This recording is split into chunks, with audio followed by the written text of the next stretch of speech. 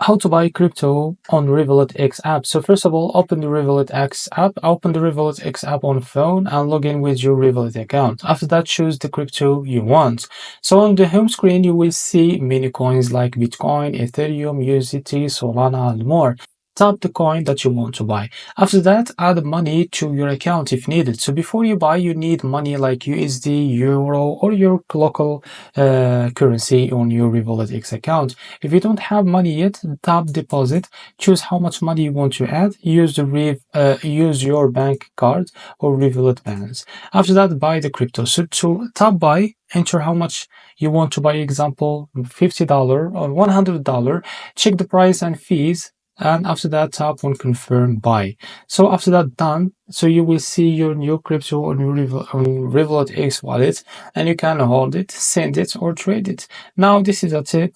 You can start with small amounts like $10. Always check the fees and market price before you buy. Crypto prices go up and down. Be careful. So this is how to buy crypto on Revolut X app. If you found this video helpful, please like and subscribe. See you next video.